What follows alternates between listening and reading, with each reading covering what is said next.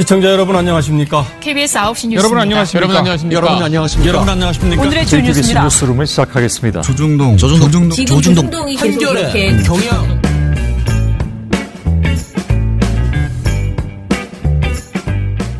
민원연의 미디어 탈곡기 404화를 시작하겠습니다. 예, 안녕하세요. 저는 민원연에서 사무처장을 맡고 있는 김원경입니다. 김세욱입니다. 이정일입니다. 예, 오늘 뭔가 재미있는 뉴스 스크랩 할 것들이 많이 있네요. 먼저 스크랩부터 그냥 바로 시작할게요. 네. TV조선이 지금 저희가 낸 방송통신심의위원회에 제출한 안건 때문에 나름 곤혹을 치르고 있나 봅니다. 네. 지금 아주 흐뭇한 마음이 드는데요. 그런데 좀 어이가 없는 게 기사를 보니까 정말 기가 막히네요. 일단은 저희가 이제 어떤 심의를 냈었냐면요. 아실 거예요.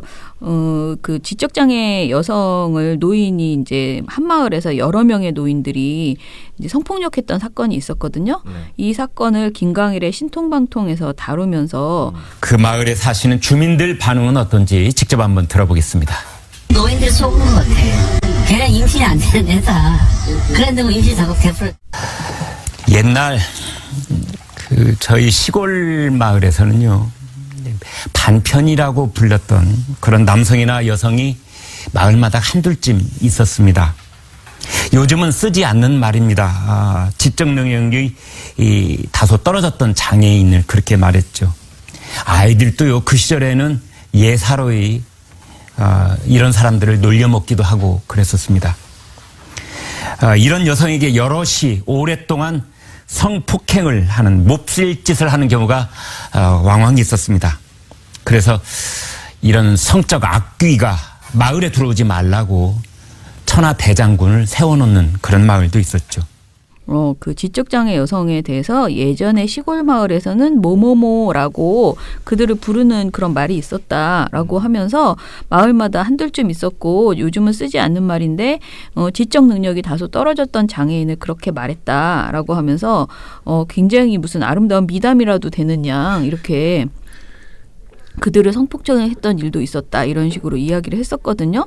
근데 저희가 그 표현 자체가 굉장히 심각한 그 장애인 비하 표현이다라는 것과 또 이것이 과연 이렇게 뭐 예전에는 마치 그냥 흔하게 있었던 일인 것처럼 해서 별 문제 아닌 것처럼 이런 식으로 처리하는 것도 굉장히 문제가 있다라고 해서 이제 방송통신심의위원회에 제출을 한 바 있고 시방위에서도 굉장히 당연하게 심각한 일이 있었습니다. 네.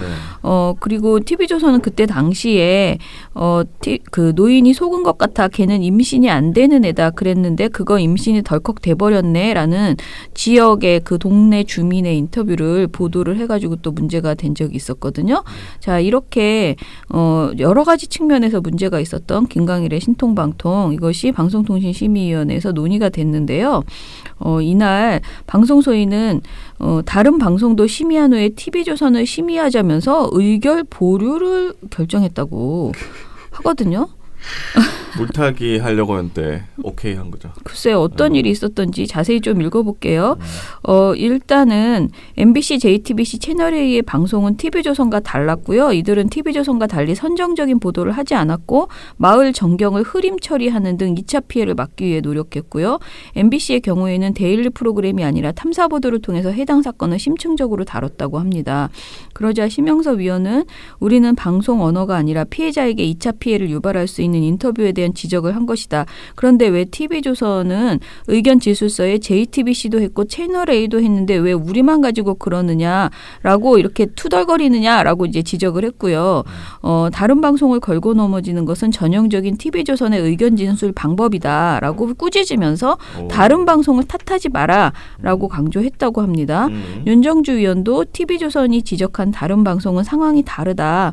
이들은 진행자와 출연자가 문제가 된 주민을 강하게 비판을 했다라고 지적을 했고요. 허미숙 부위원장은 의견 진술서에 상당히 많이 다른 방송을 인용했다. 다른 방송도 그랬으니 우리는 문제없다는 취지인가? 라면서 또 비판을 했다고 합니다.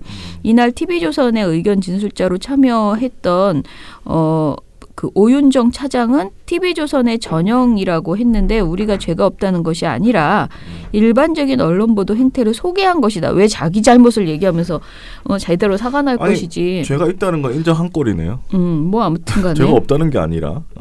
그러면서 오윤정 차장이 해당 마을에서 범죄가 가능할 수 있었던 이유를 설명하기 위해서 문제가 된 주민 인터뷰를 방송했다고 주장을 했고요. 성범죄 행동이 잘못됐다는 사람도 있고 옹호하는 사람도 있다는 것을 보여주고 싶었다. 상식적으로 노인이 속은 것 같다는 인터뷰를 방송한다고 해서 시청자가 믿을 것 같지 않았다. 이렇게 변명을 했습니다. 그리고 주민 인터뷰를 넣어서 언론이 2차 피해를 유발했다는 지적이 있다는 위원들의 지적에 대해서 아까 말한 오윤정 차장은 어떤 지점이 2차 피해를 만들었냐라고 반문했다고 합니다. 이렇게 개념이 없는 사람을. 그럼 어떻게 이런 분이 여기 나와서. 2차 피해를 방송이 어떤 상황에서 주는지 한번 TV조선에 출장 서비스를 가야 되나 이런 생각이 드는데요. 그러자 윤정주 의원이 또 열심히 가르쳤네요. 성희롱 성폭력 사건 보도 그 공감 기준 및 실천 요강을 공부했냐라고 하면서 성폭력 보도를 할 때 피해자를 특정하면 안 되는데 화면으로 마을 전경을 다 보여줬고 성적 악귀라는 표현을 해서 성범죄를 희석화했고 가해자의 입장을 두둔하는 것처럼 느껴질 수 있었다라고 강조를 했습니다. 일단은 김강일 논설위원이 거듭 사죄의 뜻을 표했다고 하는데요. 김강일 의원은 내가 방송을 진행할 자격이 있는 사람 같지는 않다면서 TV조선에 그만하는 것이 좋을 것 같다고 말했고 TV조선에서 당분간만 있어보자고 했다라고 밝혔다고 합니다. 이런 말을 했다는 것은 그나마 그래도 어찌됐든 반성을 한다는 소린데요. 이런 거 보면 방송은 다 제작진 책임이다. 이렇게 만들어놨잖아요, 이 사람을. 네. 이렇게 나가도록 방치해놨고. 아무튼 간에 전 좀 이해할 수가 없는데 TV조선에 대해서 의결 보류를 결정을 했고 MBC, JTBC, 채널A가 같은 사안을 방송한 만큼 심의를 해서 제재 수위를 정하겠다고 했다는데요. 언제부터 이렇게 같은 사안을 방송하면 모든 다른 방송을 다 이거는 한마디로 TV조선이 심의를 낸 수준이에요. 지금 얘기를 그렇네요. 들어보면 TV조선이 왜 나만 갖고 그래. MBC, JTBC, 채널A도 했으니까 걔네도 심의해줘라고 한 건데 걔네가 어떻게 했든지는 그거는 또 각각의 것으로 사안을 얘기를 하고요. 그렇죠. 지금 이 보도 자체에서 그럼 남들이 다 잘못했으면 다 같이 중징계를 그렇죠. 주면 되는 문제인데 굳이 TV조선을 보류를 해가면서 이렇게 하는 게 저는 이해할 수가 없다는 생각. 그러니까 같이 판단을 이렇게 못하면은 어떻게 심의를 하나. 아니 그럼 다 이 정도로 방송하면 다 같이 했으니까 그냥 하는 걸로 보고 안 한다. 다 중징계 줘야 되죠. 그거는. 세월호 때 그 전원구조 오보가 사실 거의 그러면서 다 같이 약간 다 경징계를 받았죠. 아 그래요? 그러면서. 근데 사실 세월호도 그때 이제 너무 급하게 이제 징계를 했다는, 그러니까 징계라기보다는 결정을 했다는 끝날 때여갖고 당시 위원들이 그런 얘기들이 있었는데요. 아무튼간에 이거는 뭐 다음에 두고 봐야 되겠지만 만약에 이런 말도 안 되는 핑계로 경징계가 내려진다면 정말 있을 수 없는 일이다. 지금 자기 스스로도 김강일도 아는 거예요. 자기가 지금 얼마나 큰 실수를 저질렀고 내가 TV조선에 얼마나 큰 촉을 쌌는지를 자기도 아는 거야. 근데 TV조선 제작진인 오차장만 모르는 거죠? 네네. 오윤전 차장은 도대체 뭐가 2차 피해냐라고 지금 주장하고 있는 거고요. 참 심각한 문제네요. 방심이는 이걸 또 받아들여가지고 또. 네. 참. 아무튼 우리 이 와중에도 저는 시민방송심의위원회 안건임을 거듭 알려드리며 중징계가 올해 12월 전에 5개 나와야 돼. 오보 막말 편파로. 이거는 정말 뭐 제가 꼭 TV조선 잡으려고 막 이렇게 우기는 게 아니고 그게 정의 아니겠습니까? 이 정도로 방송이 심각한데 여기에 대해서 이렇게 심의가 안 나오는 거는. 자, 그리고 오늘 하나 더 말씀드리면 미디어 오늘에서 그 오늘 아침 신문에 대한 이제 그 미디어 속가보기인가요? 뭐 아침 신문 속가보기. 네. 여기에 나왔는데 저희가 이렇게 빠르게 아침 신문을 속가보지 못하는 관계로 이 내용을 좀 전해드리도록 하겠습니다. 자, 그 제목부터가 되게 의미심장한데요. 삼바 대신 삼성폰 출시만 오늘 아침에 보도했더라. 아침 신문이 이런 거예요. 아침 신문 일면을 장식한 것이 삼성폰이었다. 서울신문, 세계일보, 조선일보, 중앙일보는 모두 일면의 사진 기사로 삼성전자가 미국 시간으로 7일 공개한 폴더블폰 출시 소식을 알렸다. 이 삼바가 삼성바이오로직스. 네네. 네. 자, 박용진 더불어민주당 의원이 지난 7일 삼성물산과 제일모직을 합병하려고 삼성바이오로직스 기업 가치를 부풀렸다고 알렸지만 지난 8일 아침신문에서는 이 소식을 실지 않고 그야말로 이 삼성폰에 실어도 뒤따 크게 실었네요. 그냥 보통 실은 게 아니고 광고를 진짜 해줬네. 야, 대단하네요. 광고입니다. 진짜. 일면에 이렇게 하다니. 그러니까요. 일면에 야. 거의 뭐 정치인 대신에 해도 너무했네. 광고가 나왔어. 광고 밑에 하단에 있는 게 아니고. 예. 아니 너무 큰데? 그리고 지금 머니투데이 전자신문 아주 대박이다, 이게 뭐야 진짜. 경제 아주경제 뭐 파이낸셜 뉴스 난리 났습니다. 매일경제 지금 일면 이 사진만 그냥 보여주면 지금 한국의 그 언론 상황을 제대로 그냥 딱 보여줄 수 있는 그런 내용이네요. 대박이다. 반면에 한겨레에서는 3면에 삼성 이중플레이 바이오젠 지분 대사와 지배력 주려했다 해서 삼성바이오로직스 관련된 내용을 실었습니다. 네. 자, 아무튼 심각합니다. 일면 사진은 사실 이런 걸 내보내는 게 아니라 사실은 일면 사진은 가장 지금 한국에서 가장 중요하게 봐야 되는 이슈들, 사람들이 가장 관심 있는 그렇죠. 이슈들 이런 것들이나 아니면 뭐 세계적으로 굉장히 큰 사안들이나 뭐 이런 거를 내보내는 게 사실 보통 되게 상식적인 편집이잖아요. 근데 핸드폰이 떡하니. 핸드폰이 있다라는 게 이게 우리나라를 바꿀 것처럼 막. 세상에. 진짜 심각하네요. 말을 이어가기 어려울 정도네요. 아니 웬만하면 뭐 하단에 일면 하단에 실는 거면 그래. 뭐 광고 줬으니까. 그러니까 경제면에 실으면 되죠. 그러니까. 경향신문도 경제면에 실었어요 오늘. 네. 경제면에 실었고 제가 경향신문을 구독해서 이제 아침마다 보는데 확인을 하는데 경제면에 분명히 실었고 거기에 이제 내용도 뭐 되게 혁신적이다 막 이런 게 이런 내용도 이제 뭐 어쨌건 발표한 내용 기능에 대해서 얘기를 하지만 배터리나 이런 문제들에 대해서 질문을 했지만 정확하게 답하지 않았다. 이런 문제들에 대해서 지적을 같이 했었거든요. 네. 그러니까 전달을 하려면 그렇게 전달을 해야죠. 정보 전달은. 그러니까요.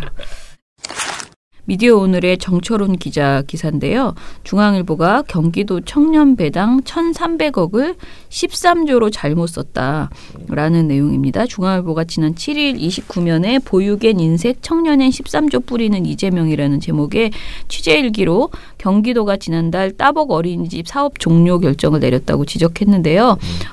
이 보도는 어린아이들을 돌보는 사회 서비스를 가성비라는 잣대로 평가하는 것은 공공성을 포기하겠다는 얘기라면서 비판을 했대요. 근데 중앙일보가 이 기사에서 이재명 지사는 지난 5일 경기도의 24세 청년 17만 5천여 명에게 연간 100만 원의 청년 배당을 지급하겠다고 발표했다. 청년들에게는 공정한 출발선에서 경쟁할 수 있게 돕는다는 취지다. 연간 13조 원이 들어간다라고 이야기를 했는데요. 13조 원. 이 13조 원은 잘못 말한 거고 1,300억 원이 들어간다고 합니다. 네. 나 같은 사람인가 봐. 저는 약간 막 이런 거 있잖아요. 공무원 단시 백천만 맨날 세고 있는 그런 그 공무원이나 기업들에서 이제 뭐 1.3조 원 뭐 이런 식으로 돼 있는 거 이런 거 잘못 읽은 게 아닐까라는 생각이 약간 저는 이런 짓 잘하거든요. 그래서 저는 한국말로 써놓습니다.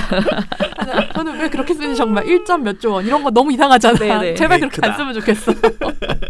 아니 근데 내가 무슨 발표할 때 말을 잘못해서 제가 그냥 읽을 때 그러는 거는 제가 잘못한 것에 대해서는 좀 후하기 때문에 좀 이해가 가지만 중앙일보에서 보도에서 제목으로까지 보육엔 인색 청년엔 13조 뿌리는 이재명 이렇게 했는데 이 13조가 아니고 1,300억이라는 것은 해도 너무한 거 아니야? 100배나 이렇게 차이 나게 한다는 게 너무 심하다. 경기도 인구랑 막 생각해봤을 때 이게 타당한지 그럼 데스크도 아무도 생각하지 않았다는 거죠. 그냥 막 쓰는 거잖아요. 와우 13조 이러면서 와우. 엄청 창피하겠다 이 친구. 이 에스더 기자입니다. 창피해. 네, 아이고. 새벽 문자 소리도 이제 듣지마. 민원연 주성치. 아니 특집. 아니 김미영 팀장이니까 듣지마. 아직 끝이 아니야. 네, 뭐가 그렇게 또 아닐까요? 아니라고 3번이나 하셨는데요. 뭐가 아닙니까? 오늘 방송에선 여야와 그 정부가 여야정 국정운영 상설협의체를 통해 방송법 개정을 본격 논의하기로 했다는 소식, 그리고 한 초등학교 교사가 학생들에게 퀴어 문화축제 영상을 보여준 이후 그 학교에서 야, 너 게이냐? 뭐 이런 말이 유행하기 시작했다 이렇게 네. 보도를 했는데 이 보도 내용의 상당 부분이 허위라고 이제 법원에서 판단을 했음에도 불구하고 조선일보는 정정 보도나 사과 대신 항소를 선택했다고 해요. 그래서 이와 관련한 소식을 전해드릴 예정인데요. 네. 그래서 첫 번째 소식, 즉 여야정 상설협의체 방송법 개정 논의와 관련해서는 약간 이런 톤인 거죠. 아니 그거보다는 이런 느낌의 아닌 거고 네. 두 번째 조선일보 관련 소식에서는 아니야 그거 아니라고 이런 느낌의 아니를 좀 이런 필요로 하는 내용. 그래서 또 민원연의 입장을 같이 전해드릴 거기 때문에 오늘 특집의 제목을 이렇게 붙여봤습니다. 아 좋네요. 설명하기 너무 어렵네요. 자, 오늘 앞부분에 나오는 이 아닌 거, 이거는 사실은 이제 좀 당황스러워요. 너무 왜 이렇게까지 이 주제를 빠르게 선택을 하고 있는지 잘 모르겠는데 일단은 여야정 상설협의체의 방송법 개정 논의 관련 소식부터 구체적으로 얘기해보죠. 네, 지난 5일 문재인 대통령과 여야 5당 원내대표가 여야정 국정상설협의체 회의를 열어 민생예산 법안 처리에 초당적으로 협력한다. 이런 내용의 합의문을 발표를 했습니다. 이 합의문은 방송의 독립성과 공정성이 민주주의를 위해 중요하다는 데 공감하고 방송법 개정안을 본격적으로 논의한다. 이런 내용을 포함하고 있습니다. 저희가 이 탈곡기 방송을 통해서도 여러 차례 전해드렸지만 민원연을 비롯한 언론 시민사회 진영에서는 언론의 자유와 독립을 위해 공영방송에 정치가 개입해서는 안 된다. 이런 원칙에 입각한 방송법 개정을 꾸준히 요구를 해왔습니다. 그리고 2016년부터 미흡하나마 이런 요구들을 일부 반영한 개정안들이 국회에 제출이 됐고요. 그런데 3년 가까이 관련 논의는 전혀 제대로 이루어지지 않았죠. 자, 그렇게 지지부진 끌어온 논의를 이제라도 이제 잘 해보겠다 이렇게 합의를 하고 논의에 물꼬를 트는 거는 좋은 일 아닌가 그렇게 여러분들은 생각하실 수 있어요. 그런데 물론 아예 논의를 안 하는 것보다는 나은데 과연 이 논의가 지금 제대로 될 것인가라는 고민이 되고요. 그동안 정치권에서 방송법 논의를 어떻게 대했는지를 살펴보면 사실은 썩 믿음직스럽지 않다라는 생각인 거거든요. 사실 그리고 방송통신위원회 안도 그렇고요. 여러 가지 측면에서 우리가 왜 걱정하는지를 좀 얘기해보죠. 그 여야 모두 방송법 개정 논의에 대한 태도가 사실 때마다 달랐다는 게 가장 주요한 것 같습니다. 네. 박근혜 정부 시절이던 2016년 더불어민주당을 비롯한 야당을 중심으로 공영방송 사장 선임 과정에 특별다수제를 도입하자 이런 내용의 방송법 개정안이 나왔을 때 이제 우리는 지금 상태가 좋다 이러면서 관련 논의에 제대로 응하지 않았던 자유한국당은 야당이 된 다음에 갑자기 입장을 바꿨죠. 그리고 올해 4월에 더불어민주당 역시 공영방송 이사회 구성이나 사장 선임에서 정치권의 영향력을 완전히 배제하는 방송법 개정이 필요하다. 이런 언론계와 시민사회의 이런 요구들을 수용하는 듯한 모습을 보였는데 얼마 지나지 않아서 이제 이 문제에 반발하는 이제 야당들을 설득하기 위해 국회 파행을 풀겠다면서 공영방송 이사 선임에서 여야 정당의 추천을 공식화하는 내용의 방송법 개정 방향을 다른 야당들과 합의를 했다가 저희 민원연을 비롯한 시민단체와 또 언론계로부터 굉장히 엄청난 비판을 받았던 전례가 있습니다. 네. 예, 그래서 저는 사실은 아예 논의하지 않고 지금 이 법 그대로 가는 게 차라리 낫다. 개혁을 하느니. 왜냐하면 지금 현재 법에는 사실상 정치권의 개입을 공식화하는 내용이 없어요. 여야가 뭐 몇 명을 추천하라 이런 말이 안 써 있잖아요. 그런데 이들이 지금 하려고 하는 방송법 개정안은 자꾸 그런 내용들이 이렇게 쑤시고 들어가는 거예요. 몇 명 자기네들의 TO를 확인하는 이런 식의. 그러다 보니까 우리가 지난 5월인가 우리가 진짜 굉장히 세게 이제 비판을 했었고요. 말렸죠.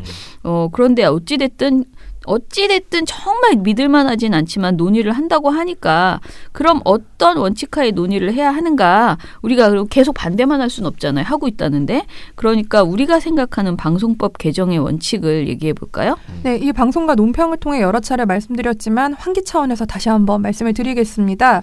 간략하게 정리하자면 공영방송 의사결정 구조에 정치 거래나 타협이 들어설 자리를 남겨서는 안 된다. 이런 건데요. 현재 공영방송 이사회 구성이나 사장 선임 과정은 곳곳에서 대통령과 여야 정치권의 입김이 들어갈 자리를 마련을 하고 있습니다. 청와대와 국회에서 방통위원을 추천하고 그런 방통위원들이 공영방송 이사를 선임하고 그리고 이렇게 선임된 이사들이 사장을 선출하다 보니까 이제 수직적인 정치 종속 구조가 만들어지는 건데요. 이런 구조를 타파하기 위해서는 일단 대통령과 여야 정당이 공영방송 이사 선임이나 사장 선출에 있어서 영향력을 행사할 수 없는 구조를 만들어야 하는데 이를 위해 일련의 과정에 이제 시청자인 시민들 그리고 공영방송의 프로그램을 만드는 주체인 구성원들 그리고 이제 전문가들의 폭넓은 참여와 감시를 제도로 보장해야 한다. 이런 원칙을 저희는 계속 밝히고 있습니다. 근데 그 보면 지금 아까 처장님 말씀하셨듯이 법적으로 이런 거를 뭐 명시하지도 않았는데도 지금 이러고 있잖아요. 네네. 그러면은 이런 걸 명시해버리면 완전히 이렇게 완전 굳어지는 거잖아요. 근데 이제 요번에 우리가 최근에 방송독립시민행동에서 워크숍을 통해서 이런 논의를 다시 한번 원점에서 했어요. 그러니까 우리의 원칙을 국민들이 우리가 지금 민원연이 말하는 국회는 손 떼라. 국회는 공영방송 이사선임과 사장선임에 있어서 손을 떼라라고 우리는 계속 주장을 해왔잖아요. 네. 그런데 이것에 대해서 과연 국민들이 저희에게 동의를 해줄 것인가. 사실 가장 무서운 것은 저는 국회보다는 국민이라고 생각하는데요. 네. 왜냐하면은 국회에서는 당연히 반대해요. 국회에서는 사실 여당도 말은 하지 않지만은 자신들이 지금 이미 여당으로서 많은 사람을 추천할 수 있는 권한이 있고 공영방송에 대한 욕심, 장악까지는 아니어도 영향력 분명히 발휘하고 싶은 생각이 있는 것으로 놓을 생각 없어 보여요. 그다음에 지금까지는 그러니까 관행으로 네. 여당이 좀 더 많이 가져가고 방송국에서 그렇죠. 네. 그런 그리고 게 이제 있었으니까. 야당도 당연히 안 놓쳐. 지금 뭐 각 방송과 관련된 언론과 관련된 각종 자리에 추천하는 것에 있어서 정말 온갖 쓰레기 인사를 다 집어넣으면서 이걸 놓을 생각이 1도 없어요. 그런데 그러니까 국회의 주장은 저는 그건 현실적으로 굉장히 큰 힘이긴 하지만은 정말 우리 시민사회가 무서워해야 될 것은 국민이 우리의 주장을 이해하고 설득되는가라고 생각이 드는데요. 그날 회의를 하면서 그래도 국회라는 것은 국민의 민의를 반영한 곳 아니냐. 그러면 국회의원 수만큼 여야의 추천권을 그냥 가져가면 되는 것 아니냐라는 의견이 한 분에게서 이제 나온 거예요. 그래요? 네, 그러면서 굉장히 강력하게 그러면 국회가 국민의 뜻을 대변하는 곳이라는 거를 믿지 않는다는 것이냐. 그러니까 그대로 그냥 주고 그들이 이사를 이렇게 지금처럼 지금은 여야가 몇 대 몇 이렇게 돼 있잖아요. 그게 네. 아니고 의석수대로 막 이렇게 분류해서 가져가게 하면 되는 거 아니냐 이런 식의 주장을 하셨어요. 비율로? 의석수 네. 비율로? 네. 그런데 이제 우리가 그날 굉장히 여러 가지 논의를 했는데 이런 말들이 있었어요. 이사회는 그렇게 해도 어쩌면 정말 마지막 보루로 이사는 그렇게 구성을 하더라도 사장만은 국민 손으로 뽑도록 해야 한다. 그러니까 이사회가 사장 선출에 있어서 지금보다 힘을 덜 가지게 해야 된다라는 대안도 이야기를 했고요. 굉장히 여러 가지 막 논의가 있었습니다. 그런데 저는 사실 솔직히 제가 민원연이어서 그런지 몰라도 저희가 가지고 있는 안, 그러니까 우리 안은 여야를 인정하는 게 아니잖아요. 저희가 가지고 있는 이재정 안이라고 해서 저희가 냈던 그 안에는 여야의 의석수를 몇 대 몇 이렇게 정확하게 이제 인정하진 않고 네. 방통위원회가 현재 이제 국회 방송법이랑 방문지법에 규정된 것처럼 네. 제대로 권한을 행사하고 지금처럼 관례적으로 여야 추천을 받지 말아라. 네, 이런 그렇죠. 게 이제 저희의 네. 정확한. 그리고 저희의 안 중에는 제 안에 있는 종사자들의 그 대표성을 그들이 추천할 수 있는 그들의 의견이 반영되는 그 일종의 중간지대가 형성되어야 한다라는 이야기를 했었어요. 그런데 지금 이사회 관련해서 너무나 많은 논의가 있는 거예요. 그냥 여야가 추천해야 된다. 아니면 막 독일처럼 마구잡이로 늘려가지고 막 이사를 엄청나게 뽑고 그 이사를 뽑는 과정에서도 다 국민의 뜻이 반영돼가지고 해야 된다라는 주장도 있어요. 추혜선안 같은 경우에 그런 네. 거예요. 그런데 과연 13명만 하더라도 이사가 13명만 된다 하더라도 13명을 막 3배수 4배수 막 이렇게 후보들이 막 난립하는데 그거를 과연 국민들이 지금 KBS 사장 추천하듯이 뭔가 이렇게 정말 꼼꼼하게 보시고 그 사람들을 과연 그러니까 결정할 수 있는가. 현실적으로 굉장히 어려움이 있다. 어떻게 보면 불가능하다. 그리고 좀 행정적으로 낭비다라는 이야기까지 이제 있는 거예요. 불가능하며 그러기 위해서 돈이 너무 많이 든다라는 건데 이제 사장 선임에 있어서는 해야 된다. 사장 선임은 반드시 국민의 손으로 뽑을 수 있는 제도를 만들어야 되는데 그게 우리는 그 신고리 원전 때처럼 공론화위원회 같이 그렇게 또는 최근에 KBS가 2번의 사장 선임 때 네. 국민의 뜻을 그 모으는 과정을 거쳤잖아요. 네. 근데 그 2번의 과정이 처음에는 그냥 실험이라고 생각했는데 2번째 때는 더더욱이 많은 사람들이 사실은 그것이 현명한 결정이 나올 수 있을까 걱정하였으나 굉장히 사람들이 신중하게 그런 결정들을 냈다는 것을 입증할 수 있는 자료들이 굉장히 많다는 거예요. 그분들이 낸 그 의견서를 보면요, 그냥 단순히 뭐 이렇게 인기 투표를 한 게 아니고 그 후보 사장 후보자들에 대해서 정말 꼼꼼하게 검증하면서 이렇게 해서 이게 많은 사람들이 국민의 뜻이 내 뜻이 아닐까봐 되게 걱정하잖아. 여당도 그렇고 야당도 그렇고. 근데 그 시기에 그 시대에 맞는 공영방송 사장이 누구일까 정말 많은 거기 이렇게 대표성을 가지고 어떻게 보면 랜덤으로 뽑힌 사람들에게 전화를 해서 당신 이거 하시겠습니까? 해서 이제 그 사람들을 선출한 거거든요. 이게 신고리 원전 때도 마찬가지였잖아요. 랜덤으로 뽑혀서 그분들께 당신이 이걸 해주실 수 있습니까? 의사를 물어서 그러니까 그분들을 이렇게 뽑아서 했잖아요. 이런 방식으로 사장을 선임하는 것이 저희는 좋겠다라고 이제 이야기를 했던 것인데, 아무튼 별별 얘기가 다 이제 방송독립 시민행동의 토론에서 나왔습니다. 여러 가지 뭐 실현 가능성이 있냐라는 얘기들을 하는데 저는 아까 말한 것처럼 KBS의 사례를 보거나 공론화위원회 신고리 원전 공론화위원회를 보면 약간의 비용이 들긴 하지만 분명히 비용은 들어요. 그렇지만은 분명히 실현 가능성이 있다. 그리고 그걸 믿어야 된다. 그게 내 마음대로 컨트롤할 수 없다는 불안감 때문에 그걸 계속 안 하려고 하는 것은 여든 야든 시민단체든 다 좀 그거는 오바다라고 저는 그렇게 생각을 했어요. 그리고 KBS와 MBC가 사장을 선임하면서 국민선출제 정신을 실현할 수 있는 정책자문회나 그러니까 시민자문단 등의 절차를 마련해서 지금 이렇게 계속 노력했던 것들을 정말 평가해서 이번 법안에 집어넣어야 된다. 특히 KBS 제도는 좀 스터디가 필요하다고 하더라고요. 괜찮았다는 거예요. 이번 2번째 거에서 더더욱이. 네.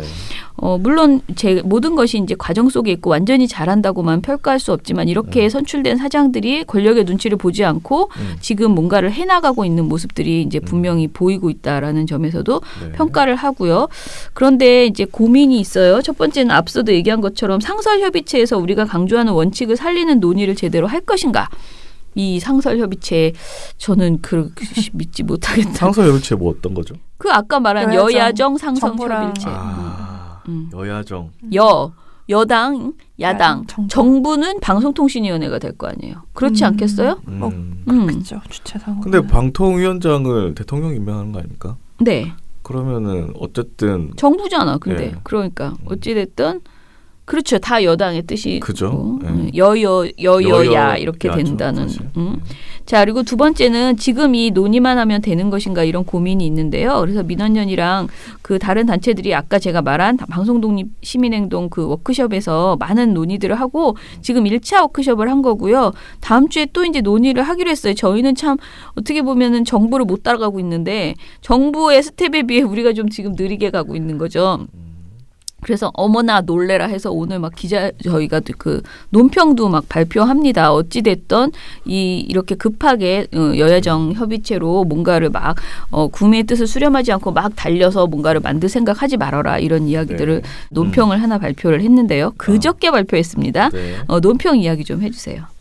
이제 앞서 말씀드린 것처럼 여야정 상설협의체에 대한 약간 우려나 원칙에 대한 강조 부분들이 있었고 저희가 이제 특히 좀 많이 강조했던 부분은 이 민원연은 방송법 개정을 비롯해서 이런 방송 관련 제도 개혁 전반을 논의하기 위한 좀 사회적 기구가 필요하다.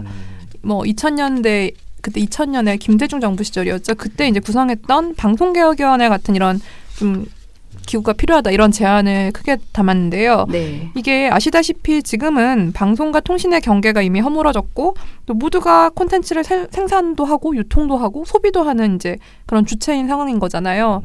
이렇게 미디어 환경이 급변하고 있는 상황이다 보니까 각각의 단위에서 활동하는 사업자들의 이해관계가 강하게 충돌을 하고 그러면서 이제 관련 법과 제도를 개선하기 위한 논의를 하긴 하는데 안 되고 계속 지지부진하게 되는 상황인 거죠.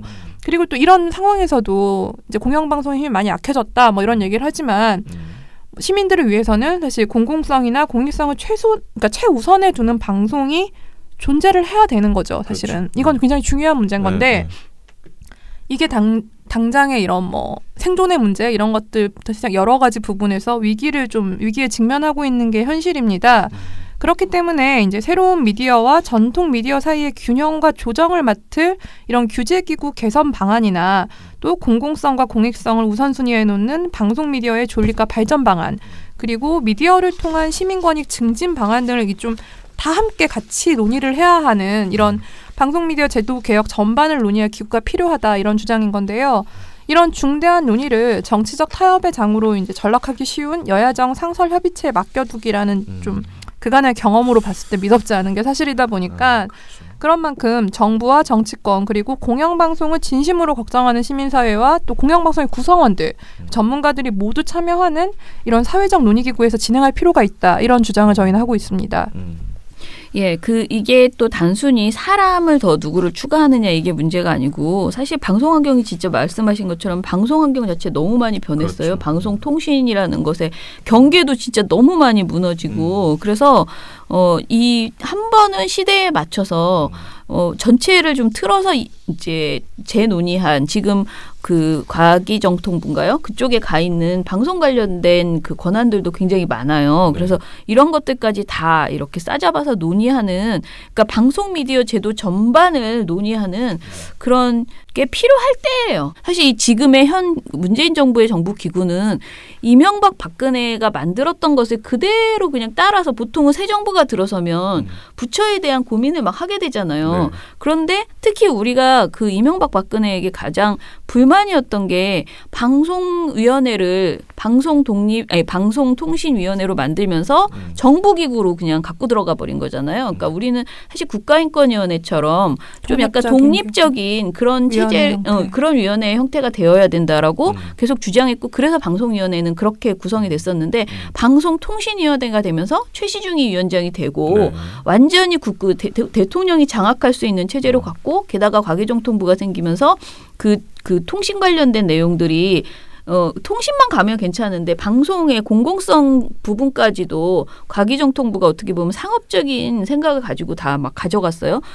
이래서 굉장히 우리가 지금 생각하는 공공성에 대한 부분이 굉장히 약화될 수밖에 없는 그런 정부기구를 가지고 있었는데 문재인 정부는 좀 너무 급하게 우리가 이제 탄핵 정국 이후에 이렇게 출범을 하면서 사실 이런 고민을 깊게 하기에는 시간이 너무 부족했다고 생각해요. 출범하면서. 네. 그러면서 그냥 있는 체제 그대로를 하고 사람을 그냥 그 자리에 앉히는 수준으로 갔는데 한 번은 해야 될 일이다. 그래서 이런 논의를 할 수 있는 그 체제를 만들고 그렇게 막 후다다닥 하려고 하는 게 아니고 좀 많은 그러니까 정말 장기적으로 최소한 방송통신 이 영역에서 한 10년, 20년은 버틸 수 있는 수준의 그런 기구를 만들고 그런 논의를 했으면 좋겠다라는 생각을 해봅니다. 10년 전에 사실은 그리고 방통위를 만들 때만 해도 IPTV 이런 거에 대응하기 위한 사실은 거였잖아요. 네, 그랬거든요. 그때 이제 IPTV가 막 등장하고 얼마 안 되면서 규율하기 위한 법 체계가 이게 방송법으로 규율할 수 있냐 뭐 이런 논의들이 있으면서 그렇게 된 건데 지금은 또 시대가 너무 많이 변한 거예요. 네. 매체 환경이 너무 변하니까요. 그거에 맞춰서 사실 다시 논의를 할 때가 됐습니다. 후원 한번 한다고 언론이 갑자기 바뀌기야 하겠어요. 하지만 지나보면 알걸요. 매달 하는 후원이 언론을 어떻게 바꾸는지. 좋은 활동이 쌓인다. 좋은 언론을 만든다. 민주언론 시민연합. 자, 그러면 이제 두 번째 사안으로 넘어가 볼까요? 조선일보 사실 저희가 이 이야기는 아주 그냥 신이 나가지고 그 스크랩에서 2번이나 했어요. 그런데 제가 이것을 또 이렇게 논평으로 내고 우리가 이 얘기를 해보려는 것은 우리의 치얼스의 의미가 굉장히 강하죠. 이런 신나는 이야기, 조선일보의 뻔뻔한 행동에 대해서 우리가 좀 집중해서 딱 한번 정리를 하고 제대로 한번 딱 정리를 할 필요가 있다라는 생각이 들거든요. 자, 조선일보 관련 소식 얘기해보죠. 이게 좀 차근차근 말씀을 드리면은 10월 27일 서울중앙지법 민사합의 14부는 한 초등학교 교사가 조선일보와 취재기자에게 낸 정정보도 및 500만 원 손해배상 청구 소송에서 조선일보와 취재기자가 함께 해당 교사에게 400만 원을 지급하라 이렇게 판결을 했습니다. 네. 400만 원. 그리고 판결 확정일로부터 7일 이내에 조선일보 지명과 인터넷 홈페이지에 정정보도문을 게재하라 이렇게 주문했습니다. 네. 그렇다면 이 교사는 왜 조선일보와 조선일보 기자를 상대로 소송을 제기했는가? 이걸 보면요. 조선일보가 2017년 8월 25일자 신문 12면에 게재한 기사 제목이래요. 수업시간 퀴어 축제 보여준 여교사 점점점 그 초등교사는 야, 너 게이냐? 유행. 이런 제목이었는데 이런 기사 때문이었습니다. 네. 제목부터 심상치 않습니다. 그러니까. 네. 자, 일단 교사가 수업 시간에 성소수자들의 축제인 퀴어 문화 축제 관련 영상을 학생들에게 보여준 것에 대해서 220여 명의 학부모들이 항의를 했다라는 기사였거든요. 근데 이 내용만 있는 게 아니라 해당 교사의 평소 발언, 수업 방식에 대해서 학부모들이 문제 제기를 하고 수업 중단도 요구했다라는 내용이 있었어요. 그런데 이제 기사 내용의 상당수가 사실이 아니라 교사가 소송을 그러니까 사실이 아니라고 이제 교사가 소송을 제기했고 재판부가 원고 즉 이 교사의 주장을 대부분 인정해 준 거예요. 그렇다면 재판부는 조선일보 기사 중에서 무엇이 문제가 있다라고 본 것인지 정리해 봅시다. 네, 조선일보 기사에 대해 해당 교사가 허위라고 문제를 제기한 부분은 크게 5개로 나눌 수가 있습니다. 하나씩 설명을 드리면요. 조선일보는 그 기사에서 해당 기사가 2017년 7월경 수업 시간에 퀴어 축제 동영상을 보여준 이후 학생들 사이에서 야, 너 게이냐? 이런 말들이 유행을 했고 그리고 학부모들이 해당 교사가 평소에 남자아이들에게 말 안 듣고 별난 것들은 죄다 남자다 이렇게 질책한 일을 문제 삼았다고 보도를 했습니다. 네네. 그런데 재판부는 이 내용들을 허위로 보는 게 타당하다 이렇게 판단을 했는데요. 조선일보가 2017년 8월 그 해당 교사의 징계를 요구하는 입장인 학부모 대의원회에서 작성을 했던 자료를 제공을 받아서 이런 내용을 기사화를 했지만 그 사례 수집 기간도 굉장히 제한적이었고 구체적인 작성자나 진술자가 누구인지 밝혀지지 않았으며 또 자료의 정확성이나 일관성이 부족하다 이런 이유였습니다. 언론 보도를 보면 해당 교사의 그 교육 방식을 문제 삼고 또 조선일보의 학생의 그 피해 사례를 제보했던 학교의 그 일부 학부모들은 그 해당 교사를 직접 경험하지 못한 학부모였다고 하는데요. 실제 재판에서도 조선일보 측 증인으로 나오겠다는 학부모는 2차례 이제 변론에 모두 나오지 않았지만 그 해당 교사 측은 자신을 그 1년간 담임 교사로 경험했던 학부모가 출석을 해서 간담회와 재판에서 이제 이 해당 교사의 교육 방식에 문제가 없었고 조선일보가 보도한 내용에 일이 없었다 이런 취지의 진술을 했다고 합니다. 예, 그러니까 이제 애초에 그 선생님의 문제를 이제 조선일보에 제보했던 이 분들은 사실은 근거가 굉장히 부족한데 자신들이 약간 과장해서 카더라로 말씀을 하셨던 것 같아요. 그래서 재판부에는 나오지 그러니까 뭔가 자신이 없었던 것이겠죠. 뭔가 부담이 느껴지는 거. 어떤 이유에서든. 그래서 나오지 않았고 그리고 이 학부모 대회에서 작성했다는 자료 자체가 재판부가 보기에는 너무나 이게 도대체 누가 만들었는지도 모르겠다. 이런 판단을 지금 한 거잖아요. 정확성, 일관성이 부족하다. 작성자가 누군지, 진술자가 누군지도 모르겠다라고 본 거잖아요. 그러니까 조선일보가 이런 정도의 그 자료를 받았을 때 그 자료의 신빙성을 판단했어야 되고 이 학부모들의 그 증언이 있었다 하더라도 반대 증언들은 있었는지 등을 찾아봤어야 되는데 그렇죠. 이게 안 된 것 같다라는 내용이에요. 자, 그리고 또 어떤 문제가 있었죠? 조선일보는 기사에서 이 교사가 트위터에서 스스로 이제 남성 혐오를 내세우는 커뮤니티의 회원이라고 스스로 밝혔다. 네. 이렇게 보도를 하고 또 이 교사가 자신에 대한 비판이 불거지니까 트위터에 올렸던 남성 혐오성 글 1000여 건을 삭제를 했다. 이렇게 네. 보도를 했어요. 그런데 재판부는 이 보도 내용은 막연한 추측에 의해서 작성됐을 여지가 많은 점이 있다. 이런 부분들을 좀 종합을 할 때 허위로 보는 게 타당하다. 이렇게 판단을 했습니다. 네. 실제로 조선일보는 이 교사가 스스로 남성 혐오 이제 커뮤니티의 회원이다. 이렇게 회원이라고 밝혔다고 이제 보도를 했지만 이걸 입증할 만한 자료를 재판에서 제시하지 못했다고 해요. 그리고 남성 혐오 관련 글을 삭제했다는 조선일보 기사에 대해서도 이 해당 교사는 이 보도가 있기 전에 2달 전에 이제 다페이스라는 이런 독립 미디어가 있어요. 근데 여기서 성평등 교육에 대해 인터뷰를 한 게 있는데 이 인터뷰로 자기만이 아니라 이제 가족들의 신상까지 밝혀져서 사생활 침해를 우려해 글을 지었다고 설명을 했습니다.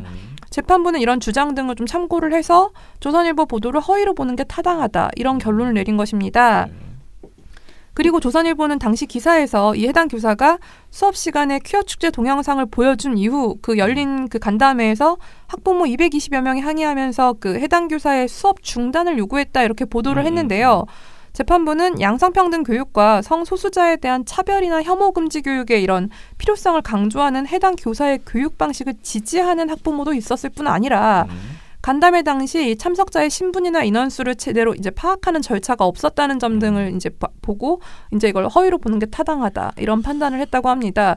그리고 이제 좀 제가 이제 기사에서 봤던 부분들은 이 당시에 뭐 학부모들 중에서 이 그런 동영상을 보여준 건 문제가 있었다 이렇게 주장을 하는 사람들도 그러니까 모든 이 사람이 그 수업 중단까지를 요구한 건 아니었다라고 하더라고요. 그러니까 섞여 있었다는 거죠 다.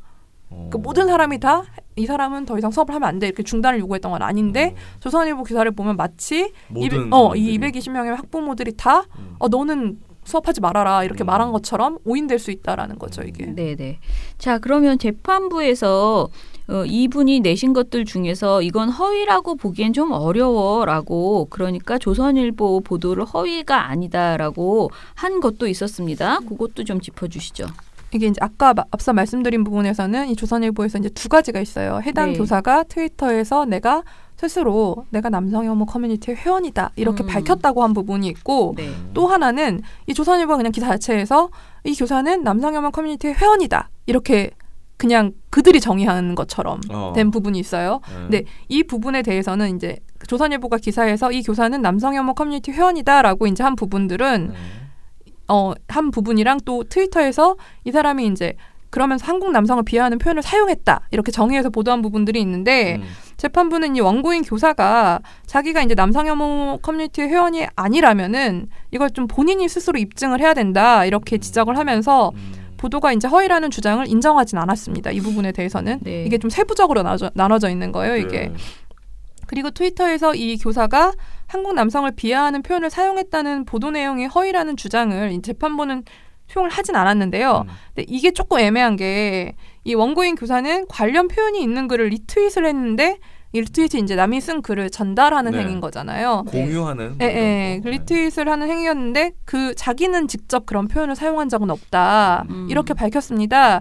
그런데 이제 말씀드렸듯이 리트윗은 이제 남의 글을 전송하는 행위인 거고 또 그게 이 글 내용의 전체를 다 동의를 해서 리트윗을 하는 것만도 아니고 이 중에 이제 이런 표현들은 내가 마음에 안 들지만 그래도 일부 내용 이런 부분들에서 같이 사람들이 공유하면 좋겠어. 뭐 이렇게 생각하는 일부 내용에 공감할 때도 이제 사용하는 기능이고요.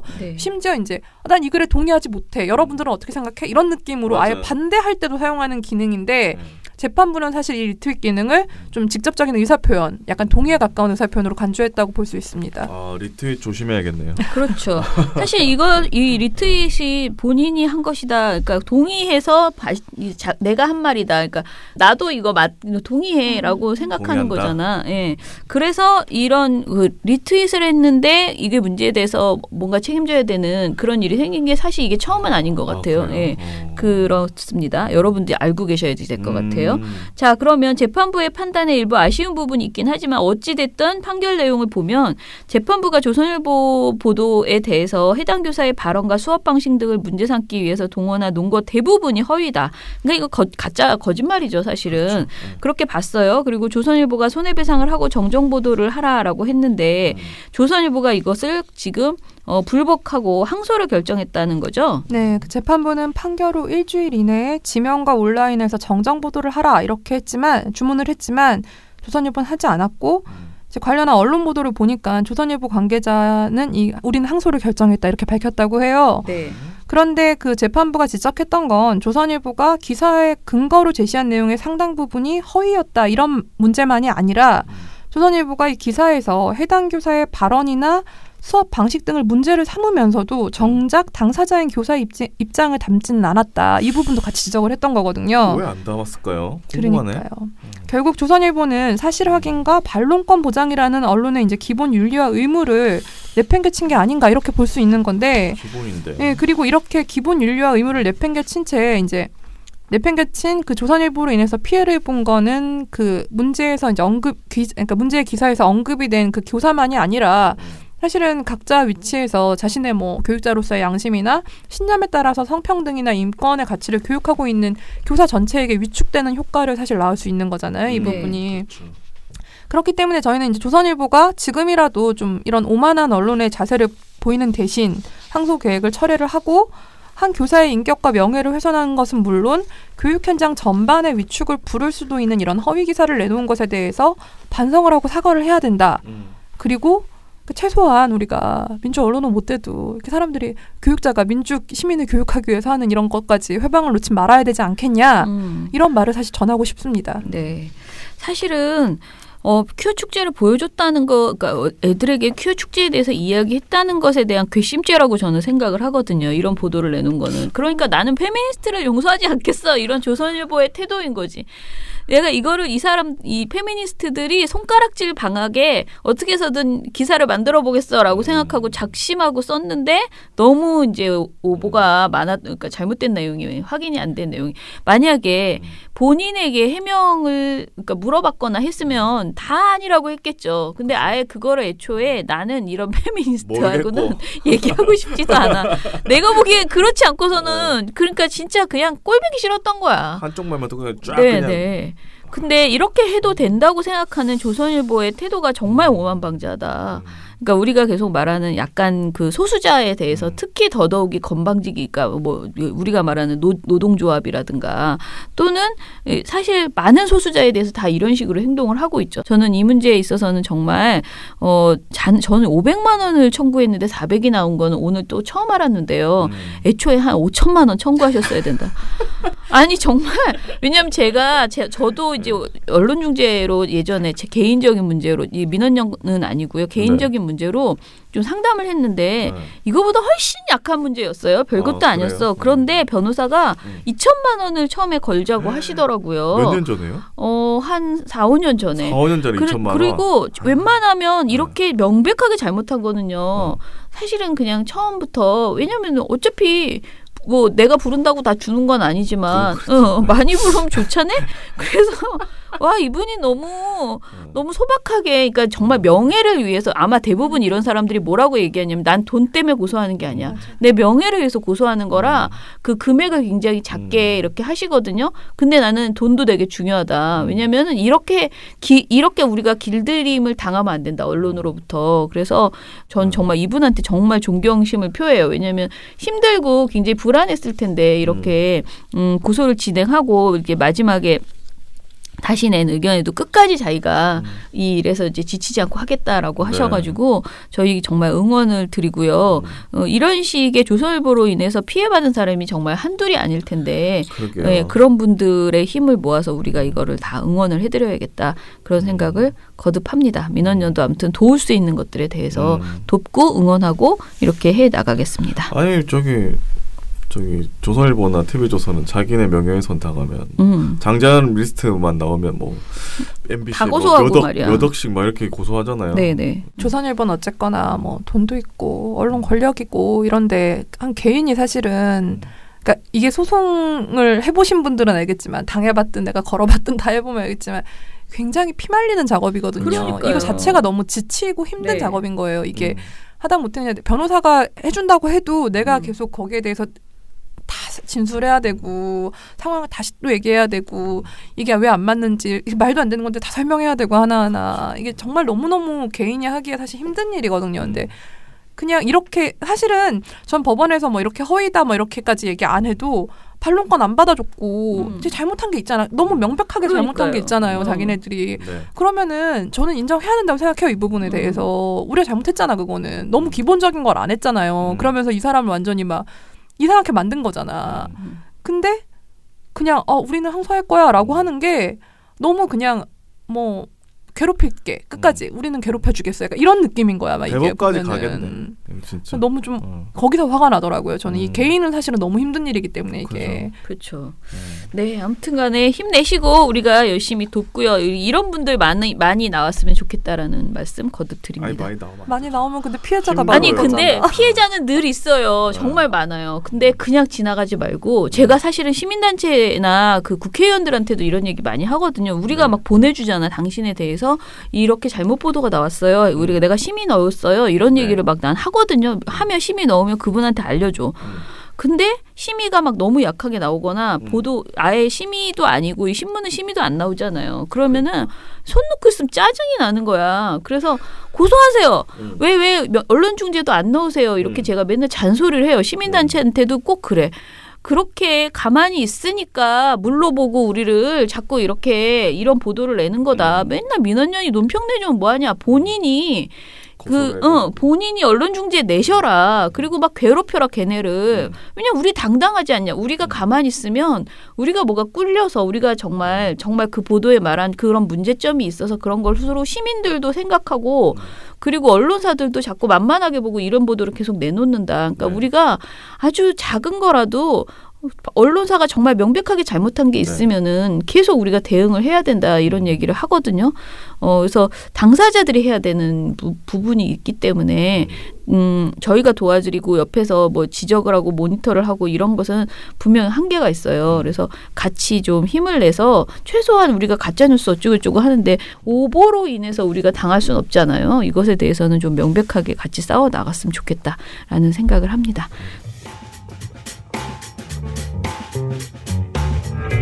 언론은 미래, 언론은 추억, 언론은 위로, 언론은 용기, 언론은 자존심, 언론은 현실, 언론은 우주, 언론은 날개, 언론은 무기, 언론은 구원, 언론은 희망.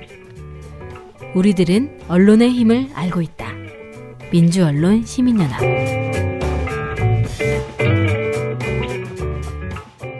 미령곰탱님, 어제도 잘 들었습니다. 연합뉴스 모니터는 찬성이네요. 실제로 포털사이트에서 보면 제일 많이 나오는 게 연합뉴스인데 연합뉴스는 TV와 신문기자가 틀린 건지 아니면 JTBC 중앙일보처럼 인력 교류가 있는지 궁금하네요 라고 하셨습니다. 두 회사가 완전히 사실은 다른 회사인데 연합뉴스와 연합뉴스 TV는 사장은 같아요. 예, 사장은 같은 분이 하시는데 조직 내용은 기자는 다르죠. 연합뉴스 TV 기자와 연합뉴스 교류는 기자가 있다고 저는 들었는데. 네, 교류는 이렇게 JTBC하고 연합뉴스, 중앙일보처럼. 네. 자, 예전에 처장님이 연합뉴스 TV가 조금 바뀌었다고 했던 것 같아요라고 하셨는데요.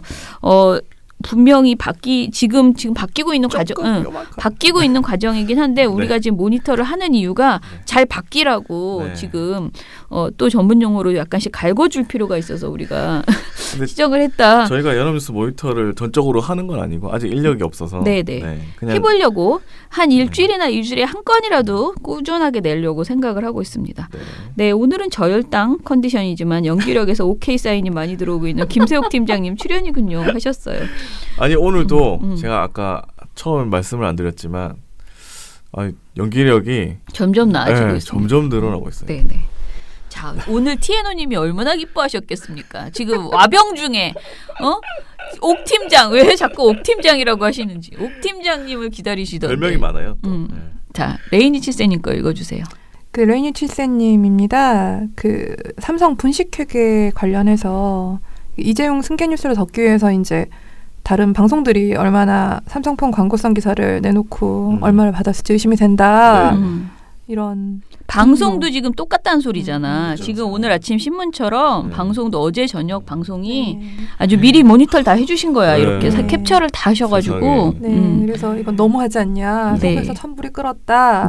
정말 국민이 개돼지도 아니고 너무 간만에 머리 끝까지 화가 치민다. 이런 얘기를 해주시면서 이거 꼭 시방위에서 다뤄주시길 바란다. 이렇게 말씀을 주셨습니다. 그리고 이게 정말 방심위에서 이제 본인께서 심의에 대해서는 잘 모르지만 이게 다른 방송사에서 한다고 방심위에서 기각할 수 없게 이 방송사들을 다 묶어서 심의를 넣는 건 안 되는지 좀 궁금하다 말씀을 주셨고요. 그리고 정말 경고 나와야 된다고 생각한다. 이런 말씀을 주셨습니다. 그 MBN, 채널A, TV조선 그 뉴스 유튜브 사이트를 캡처를 하셔가지고 그걸 모아서 또 올려주셨어요. 근데 우리가 지난번에 그 갤럭시 최근에 나온 거 뭐예요? 그거 가지고 냈죠. 근데 그 지난 작년에는 다 기각됐었잖아요. 근데 올해 낸 거는 의견 제시가 나왔어요. 네, 행정지도가 나왔어요. 이번에도 법정 제재는 안 나왔습니다. 네.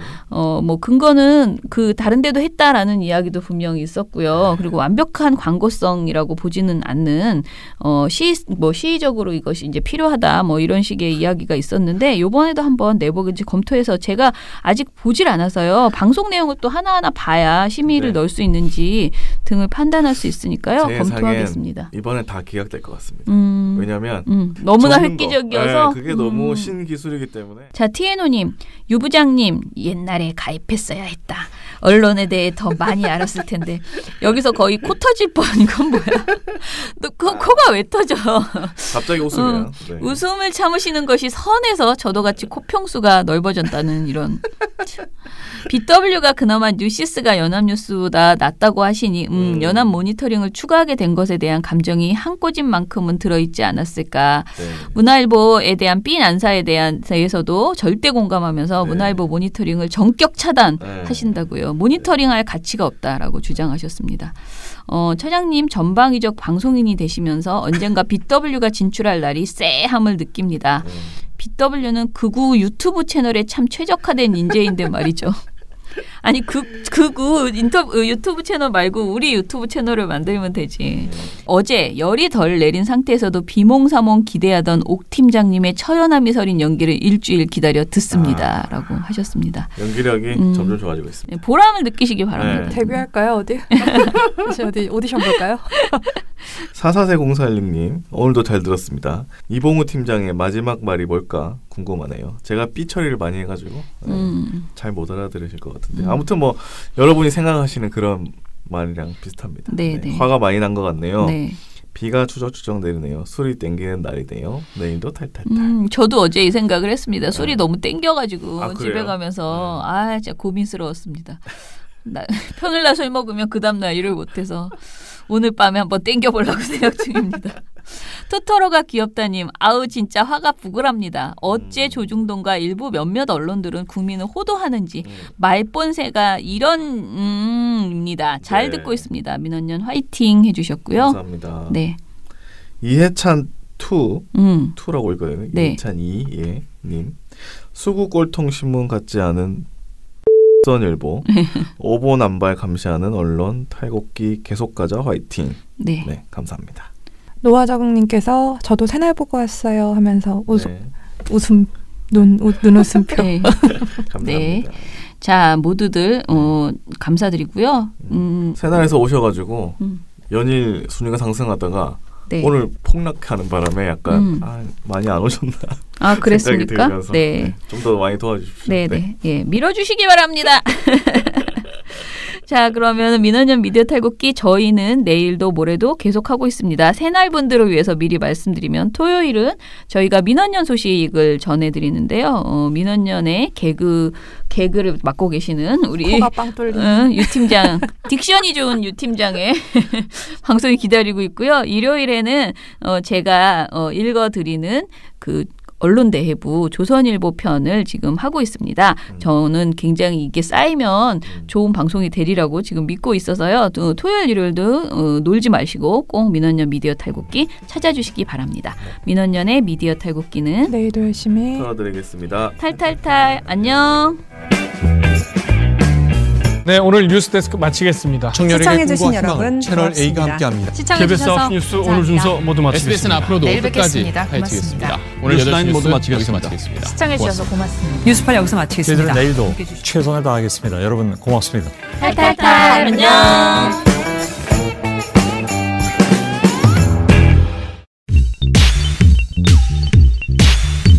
오늘은 내일을 위해 거쳐가는 시간일까? 오늘 참으면 내일은 행복할 수 있을까? 인생에 중요하지 않은 순간은 없고 오늘 나는 가장 행복해야겠다. 오늘 가장 멋진 민주언론 시민연합.